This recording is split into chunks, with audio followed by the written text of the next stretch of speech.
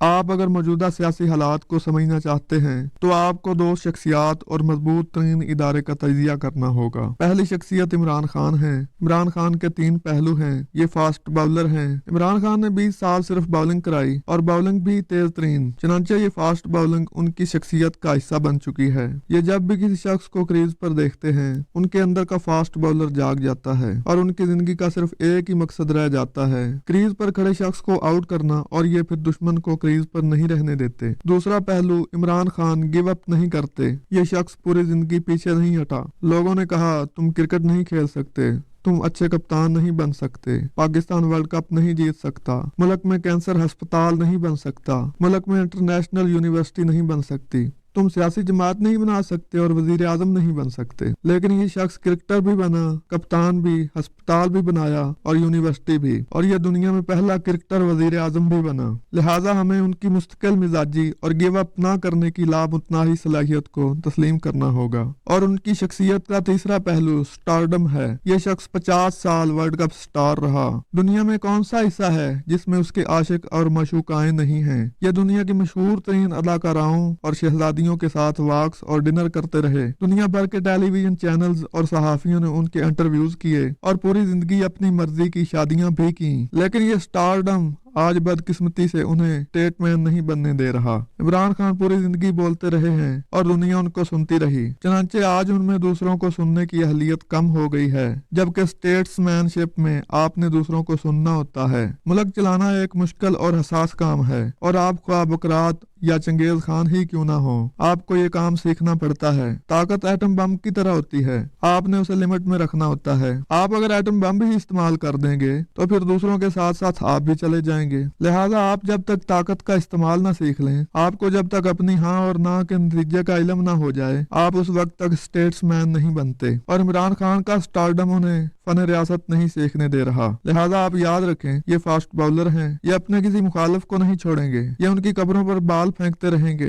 یہ give up بھی نہیں کریں گے، خواہ ملک رہے یا نہ رہے، اور یہ جب تک سٹارڈم سے باہر نہیں نکلیں گے یہ حکومت کاری نہیں سیکھ سکیں گے، اور جب تک سیکھیں گے نہیں یہ اس وقت تک غلط فیصلے کرتے چلے جائیں گے، اور ان فیصلوں کا نتیجہ پورا ملک بھگتے گا۔ اور آپ یہ بھی ذہن میں رکھیں، یہ چیمپئن کپتان ہیں، اور چیمپئن کپتان صرف ایک ہی ہوتا ہے۔ لہٰذا عمران خان کے ساتھ کام کرنے والے تمام لوگوں کو جلد یا بدیر جہانگیر ترین بننا پڑے گا۔ یہ جب بھی ٹیک آف کریں گے یہ کسی دوسرے کو اس کا کریڈٹ نہیں لینے دیں گے۔ ہم اب میاں نواز شریف کی طرف آتے ہیں۔ میاں نواز شریف میں 3 حیران کن خوبیاں اور 3 خوفناک خامیاں ہیں۔ ہم پہلے خوبیوں کی بات کرتے ہیں۔ یہ پرو ڈیولپمنٹ ہیں۔ پاکستان کی تاریخ میں تمام بڑے منصوبے ایوب خان کے دور میں شروع ہوئے یا پھر میاں نواز شریف کے زمانے میں سٹارٹ ہوئے۔ آپ موٹر وے سے لے کر سی پیک تک تمام بڑی فائلیں کھول لیں، آپ کو اس میں میاں نواز شریف ملیں گے۔ آپ آج بھی نواز شریف کو لے آئیں، آپ کو 2 ماہ میں ڈوبتی معیشت تیرتی نظر آئے گی۔ دوسرا، میاں نواز شریف میں سیکھنے کی اہلیت ہے۔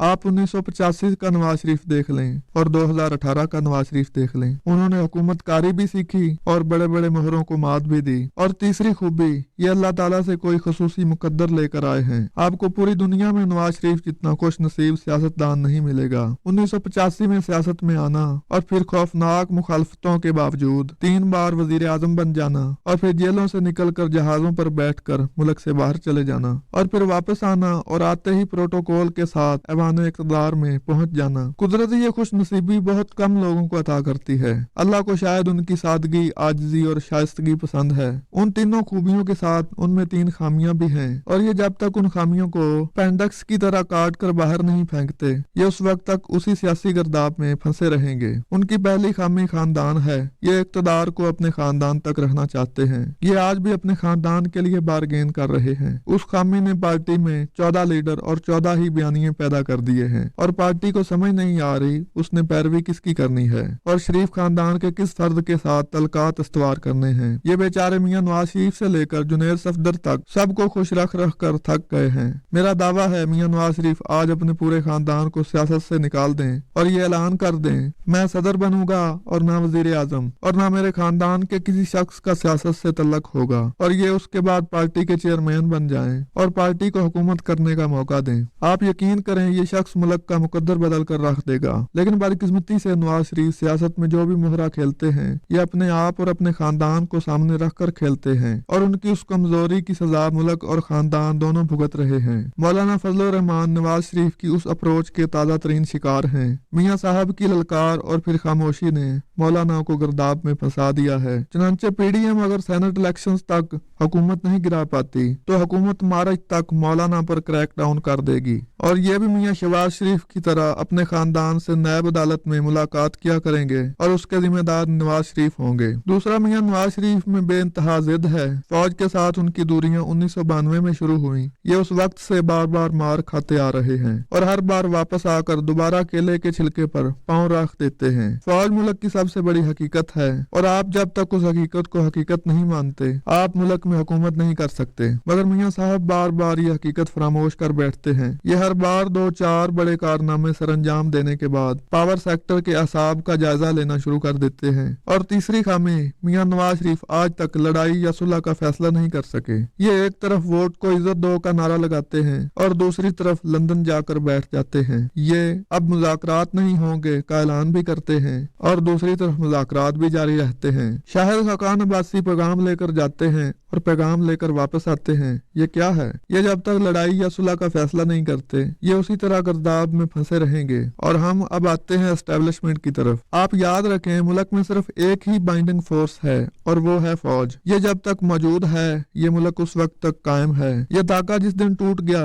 उस दिन तस्बीह के सारे मनके बिखर जाएंगे और फिर नवाज शरीफ और इमरान खान दोनों का इंतकाल लंदन में होगा। मैं बार बार अर्ज करता हूँ ये मुल्क फौज के बगैर बच नहीं सकता और जमहूरियत के बगैर चल नहीं सकता। चनांचे सियासतदानों और फौज दोनों को खुले दिल के साथ इकट्ठे बैठना होगा। आप एक दूसरे के दुश्मन रहकर ये मुल्क बचा सकेंगे और न चला सकेंगे। आज पाकिस्तान का जहाज जब्त हो गया और एक शख्स की नाअहली से पूरे मुल्क की बिजली बंद हो गई। कल मुल्क की हर चलती हुई चीज बंद हो जाएगी और हमारा हर असासा जब्त कर लिया जाएगा। और हम अगर बाहर हैं तो हम अंदर नहीं आ सकेंगे और हम अगर अंदर हैं तो हम बाहर नहीं जा सकेंगे। पूरी दुनिया हमसे नफरत करती है, सिर्फ जूते खाने बाकी हैं और ये भी किसी दिन हो जाएगा और हम एक दूसरे पर इल्जाम लगाकर सो जाएंगे। चनांचे होश करें, आंखें खोलें। जो बाइडेन अमेरिका की तारीख में पहली बार 16 भारतीय एडवाइजर्स के साथ इक़्तिदार में आ रहा है और उसकी काबीना में वो सारे लोग शामिल हैं जो सलाला से लेकर रेमंड डेविस और एबटाबाद ऑपरेशन से FATF तक मुसलसल पाकिस्तान के बाजू मरोड़ते रहे हैं। लिहाजा हमारे फास्ट बॉलर की एक गलत गेंद